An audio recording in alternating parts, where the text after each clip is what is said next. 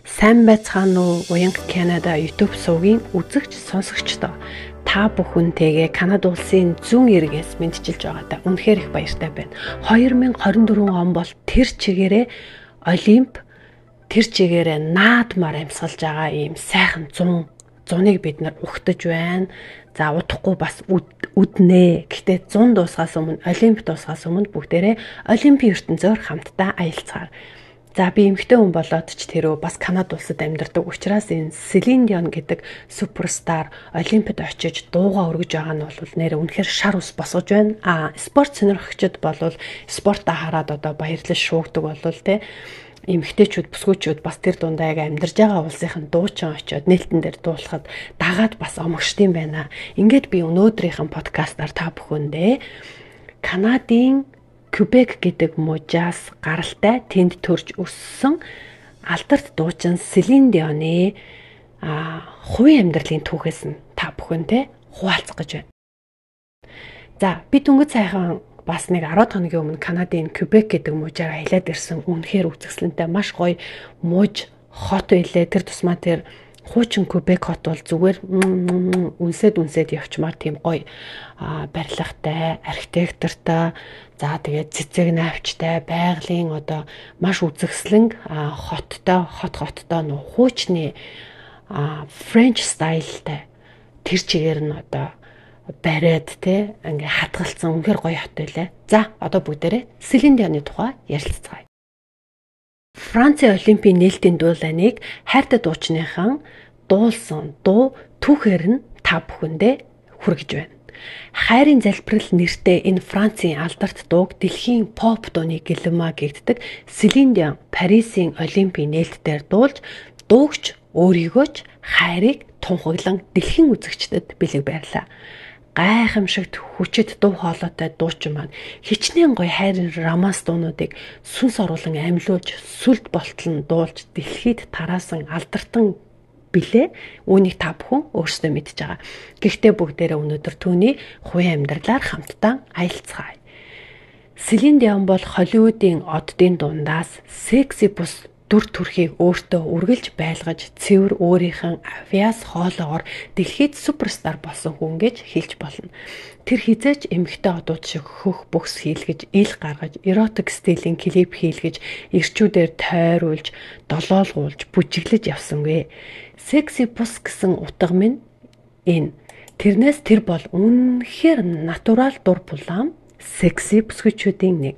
Тэр хайраараа, хайрын дуугаараа түүнийг дуулж байгаа уянга хөгөөрөө бүхнийг хаг яран хар багаасаа гэрэлтэж гарч ирсэн юм. Түүний амьдрал үүнийг баталдаг. Селин Дион хайрлагдах гэж цэвэр ариун хайрыг эзэгнэх хувь тавилантай төрсөн учраас л бурхан түүнийг хайрын дууч болгох даалгавар өгөөд орчлонд илгээжээ. Түүний дуулдаг хайрын дуунууд баг бүтэлгүй гутарсан дуу гэж байхгүй дээ. Бүгд л би хайрлана, би чадна, насаараа чамаагаа хайрлана, хайртай чамдаа эргэж ирнэ гэх мэт бат итгэлтэй гүн хайрын дуунуудыг дуулдаг. Хайрын залбирал өргөл гэх нэртэй энэ дууны үгийг Францын 20 дугаар зууны хамгийн алдартай кабаret дуучин Эдит Пиаф өөрийн амраг хайртай залуу боксчин Марсиолыг онгоцны ослоор өөд болоход зориулан 1950 онд зохиож байжээ. Эдит Марсиолтой 32 наснда 1947 онд Америкаар аялан тоглолт хийж яваад танилцсан дурлалцжээ. Тэд халуун дурлалцаж Францын хамгийн алдартай хосууд болж сонин хөвлөлд байнга бичигдэж байж, учир нь тэр үед зөвхөн Эдит Пиафч алдартай байгаа зогсохгүй Марсиолч бас дунд жингийн боксинг дэлхийн аврах цуутай сайхан залуу байсан бололтой. Тэдний үерхэл хайрын 2 дахь жилдээ буюу 1949 онд Марсиол Америк руу Пиафтай уулзгаар явж байсан онгоц нь осолдон харамсалтайгаар нас баржээ. Тэр үед л харамсал хайр гунгаа илэрхийлж Пиаф энэ дууг зохион дуулсан нь ихэд нэрд гарч өнөө хүртэл дуулагдсан түүхтэй юм байна. Канадад төрсэн дуучин Селин Дион дэлхийн попын хамгийн алдартай эмэгтэй дуучдын жагсаалтад хоёрт бичигддэг. Нэгт нь хэн бичигддэм болоо та нар комент үлдээгээрэй. 30 гаруй жилийн дуучны карьерийнхэн турш 220 сая альбом дэлхийд даяар борлогдсон. Нэг удаагийн аялан тоглолтын орлого нь $1 тэрбум тооцогдож байсан гэж боддоо. 1997-оос 2006 онд дэлхийн хамгийн өндөр ханшаар дуулдаг дуучнаар тэргүүлж явсан. Холливуудын хосгүй бадмаараг эрдэнэ хоолойтой дуучин бол Селин Дион. Түүнийг яг одоогийн байгаа мөнгөн хөрөнгийн хэмжээ гэвэл $550 сая гэсэн байна. Тэрээр одоо 56 настай. 56 наснда хүнд өвчнийг ялж дийлээд Олимпийн тайзан дээр гарч дэлхийг бишрүүлнэ гэдэг бол үнэхээр суперстар. За, Селин Дион Канадын Франц хэлтэй бүсийн Quebec хотод төрсөн. За, энийг заримдаа Quebec гэж хэлдэг. За, англи дуудлага нь Quebec гэдэг. За, Францаар юу гэж хэлдэм бол та нар бас мэдчихэвэл сайхан галиглаад бичээд өгөрөө. За, зарим хүмүүс Канадад төрсөн гэхээр л угаасаа унган англи хэлтэй англиар дуулж ин гэхээр тэгэх ёстой гэж бодож магадгүй. За, миний амьдардаг Канада улс бол аль биесны хоёр хэлтэй. Нэгдүгээрт нь мэдээж англи, хоёрдугаарт нь франц хэл байдаг. За, франц хэлтэй цор ганц мужин бидний хайртай дуучин Олимпийн нээлтэн дээр авьяаслаг хоолоогоор дэлхийг бишрүүлсэн Селин Дионы төрж өссөн Quebec гэдэг муж болвол дараагийн англи болон франц хэлээр ярьдаг мууч нь уянга миний биеийн амьдардаг New Brunswick гэдэг мууч байгаамаа. За, ингээд далаад тусал нэмэр гэдэгчлэн та бүхэнд бас бяцхан мэдээллийг оруулчлаа. За, дуучин маань 14 хүүхэдтэй айлын хамгийн бага нь. Түүний гэр бүл урлагт дуртай, дуу хөгжим, үргэлж цайлгаж хангамж байдаг айл байжээ. Тиймдээч ээж нь тухайн үедээ алдаршиж байсан Франц дууны Селин гэдэг нэрээр охиноо нэрсэн нь хувь заяагийн зурсан гэлтэй. 12 настай Селин зүгээр л мөрөөдөл гэж нэртэй дуу зохиоход нь ах нь түүнийг ихэд оошож санамсаргүй нэг пянзны ард нэр нь байсан продюсерийн хаягаар захиа бичжээ. Гэтэл тэр нь Рен байжээ. Тэгэхээр түүний нөхрийг хүн болгон мэдж байгаа. Өөрөөс нь насаар ахмиг.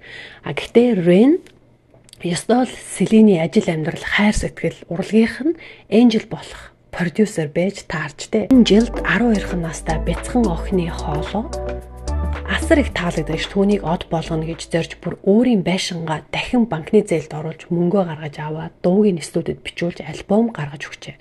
Өсвөр насны Селины Францаар дуулсан дууны цомог 1980-ад онд Канадын Quebecтэй хит болж тэр хэдийнэ од болсон.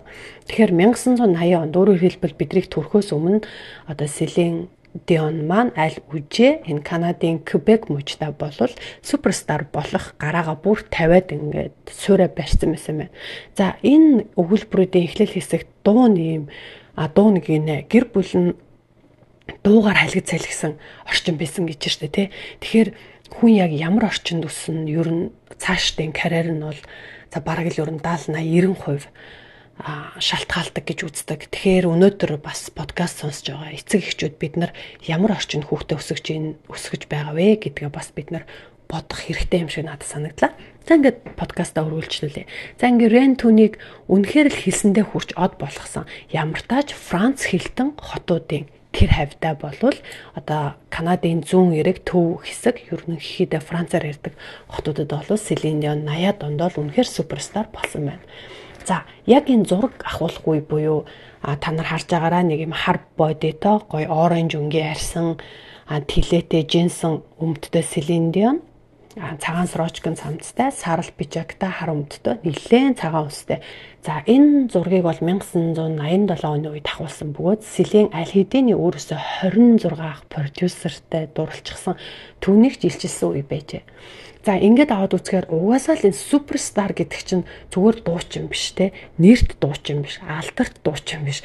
Монгол улсын гавьяат дуучин гэдэг шиг те. Соёлын тэргүүний ажилтан биш. Дэлхийн суперстар гэдэг хүмүүс бол одоо цаанаасаа өгөгдөл нь суперстар болно гэж төрсөн учраас тэр нөхөр нь өөрөөсөө 26 дүү хүнтэй суух нь уу, өөрөө 26 ах хүнтэй суух нь уу, энэ бол ерөөсөө хамаагүй. Энэ бол зүгээр маш жижиг асуудал юм шиг байна тий. Тэдний хамгийн том зүйл нь хайр, бас карьер, амжилттай хүрэх. За, анх мэдээж Рен одоо нөхөр нь бол огтосооч хүлээн зөвшөөрөөгүй гэж ярьдаг юм байна. Тэгээ 1985 онд Рен 2 дахь гэрлэлтэд цуцлуулсан бүр Селинээс зугцсан гэдэг. За, цугцсан биз дээ Селин Дионоос одоо жоохон охноос те. Тэр үедээ продюсер аль болох Селинтэй ганцаараа удаан хугацаагаар үлдэхгүй байхаа арга займаа хайж бүр бултдаг байсан гинэ. Гэсэн ч Селин бууж өгөөгүй ээж аваасаа нууж зургийг хүртэл дэрэнд ороо хийж унтдаг байсан. Харин Рен түүнийг отмит хатагтай мэдл хүндэлж хайрладаг байжээ. Тэр ээжийнхээ эсэргүүцлийн хариуд би эрх чөлөөтэй оронд амьдарч байна. Хинч намайг хэнийг хайрлах үгөө заах ёсгүй гэж зүтгэсээр 1988 онд Eurovision тэмцээнд төрүүлж ирэнгүүтээ продюсертайгаа аль биесээр үерхжээ. Тэгэхэд мэтрашгүй хайрын төлөө тэмцсэн Селин охин ердөө 20 настай, харин түүний их нөхөр нь аль хэдийн 46 настай байсан гэж. За ингээд 1993 онд Селиний 25 насны төрсөн өдрөөр тэд сүү тавьсан байна. За ингээд ерөөсө бүх юм ойлгомжтой. Тэдний насны талаар одоо хүмүүс шуугаад бүрэн бараг намжсан байх нэ. Ягаад тэгэхээр энэ хоёр сүү тавиад цаашдаа 1994 онд хосууд Канадын Монтреал, Квебекэд цуута дансаг хөрөм хийжээ. Тэгэхээр Монтреал гэдэг нь бол Квебекэд байдаг маш том хот нь. За тэгээд тэнд хоёлаа хурим хийсэн байна. За тэдний хуримыг ТV-гээр шууд лайв дамжуулан үзүүлж байжээ гэж байна. Тэгэхээр бид нар одоо л Facebook гараа лайв гэдэг байгаа те. Гэтэ 1994 онд бол мэдээж хэрэг чухал том үйл явдлуудыг телевизээр шууд лайв дамжуулдаг байсан байна. За тэд хуримлах үед Селин хэдийний англиар дуулж цомгоо гаргасан. За тэгэхээр Селиний хувьд англиар дуулж цомог гаргана гэдэг нь яг бид нар шиг байхгүй юу? Жишээлбэл уянгаа англиар дуулж цомог гаргана те. Францаар дуулж цомог гаргана гэвэл манай нутагт нэгтнүүд вау гинштэй те. Тэрүүн шиг Селин Дион ч угаасаа бонжур ингээл Францаар яриад одоо өссөн Франц ээж аавтай гэсэн үг байхгүй юу? Гэхдээ Канада улсын иргэд тэгэхээр түүний хувьд 1994 онд аль хэзээний англи хэлийг гартаа оруулаад дэлхийд одоо танигдсан дуучин болох карьераа аль хэзээний англи хэлээ баталгаажуулсан байсан байна. За Рен түүний продюсер хിവэрэл байсан. Мэдээж хിവэрэ байлгүй яах вэ тийм ээ хурмийсан. Дөнгөж гэрлээд хайрандаа гэрэлцэн Селин Рен хоёр чамд дурлаж байна. Хайрын тухай ярилцъя. Хайрын хүч хоёр дахиад бод. Чамд илүү их дурлахын тулд чи надад хайртай учраас бүх зүйлс над руу урсаж байна. Чи миний хайрын бурхан. Хүш энэ дуунуудын нэрийг агуугай орчуулсан байна. За тэгээд энэ подкастын одоо миний энэ уншиж байгаа пост бол англи улсад амьдардаг Эрдэнэсувд гээд миний фэйсбүүкийн найз ихчийн постыг би та бүхэнд танилцуулж байгаа.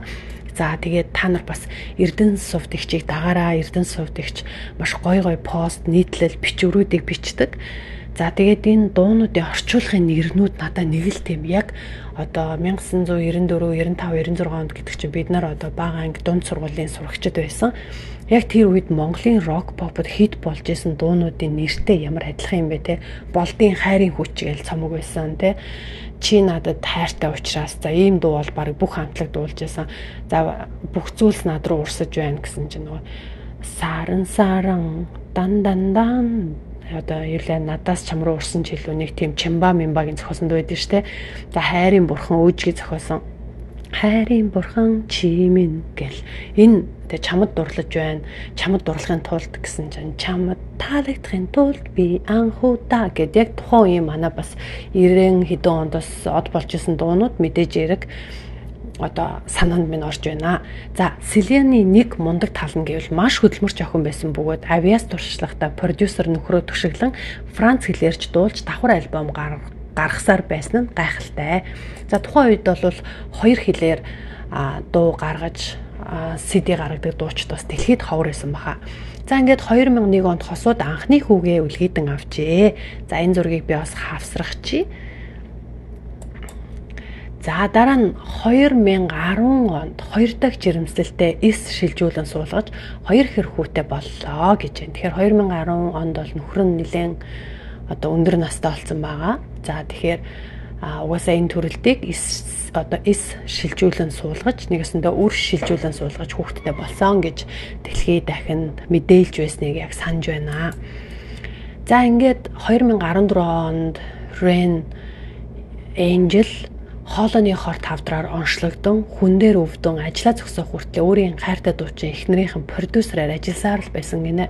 2014 он гэдэг чинь Одоогоос яг 10 жилийн өмнө те нөхөр нь бол хоолойны хорт хавдар гэдэг ийм онш сонсцол юм байна. Гэхдээ бол эхнэрийг продюсерлсан бас эдгэн гэсэн итгэл найдвартай байсан болов уу гэж би бодож байна. Тэгээд 2016 онд яг л өөрийн хүснээр эхнэрийнхэн гар дээр нас баржээ гэж байна.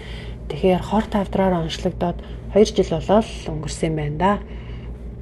За, Rain бол Celine Dion-ы хайрын ч элч, нэр алдар хүндийнч, амьдралынхан ч Angel байсаар дууссан. Нэг ёсондоо л ёстой нөгөө нэг амьдралын бурхан нь байсан байж тээ. Нөхрийгөө өнгөрөхөд том хүн дөнгөж 14 настай байсан бөгөөд Dion түүндээ надад санаа зовлтгүй 3 хүүгээс сайн асарч харна. Чич бас биднийг тэндээс хараарай гэж хэлсэн гэдгээ. За тэгээд нөхрийгээ нас барснаас хойш Celine маш их сэтгэл санаагаар унж түүнийгээ даван туулахын тулд тасралтгүй дуулж ажиллахаар өөрийгөө шахаж байв. Тэр хүнд өвтгөөс өмнө 2 ч том тур тоглолт хийсэн. 2021 онд товлогдсон тоглолтоос Celine цуцсан булчингийн чангарал гэх өвчнөөр онцлогдсон удалгүй дуулах бүхэл явж чадахгүй болж турж ицсэн амь насан дээсэн дөрөөн дээр ирсэн юм. Гэвч тэр нөхөртөө амлсан ёсоор тэмцээр өөрийгөө хоолоогоо амьдралаа аварч чаджээ. Амьдралд урлагтаа, тайзандаа иргэн ирснээ нөхөртөө мэдэгдэхээр хайрын дууч маань хайрын хот Парисын алтан цамхаг дээрээс хайрын залбирал дуугаа аялгүй тансаг их Франц хэлээрээ тэнгэрт тултал дуулж цурайтууллаа. Тэгэхдээ бүр дайны дэлхийн сая хүмүүсийн зүрхийг догдлуулан сонсгож чадах Олимпийн алтан эндрийг хайрынхан төлөө эзэгнэн гэдэг аархал, бахархал, авиас, бардамнал бас их амбиц, агуу их хайр биш гэж үү? Алтан гургалдаан хайрын элч Rain эхнэр Celine Dion-оос ийм их хүндлэл хүлээх эрхтэй эрхэм хүмүүн билээ гэж бибээр бас бодон бахтан энэхүү бичвэрээ өндөрлөж байна. Би ч гэсэн ингэж бодон бахтан энэхүү подкастаа өндөрлөж байна.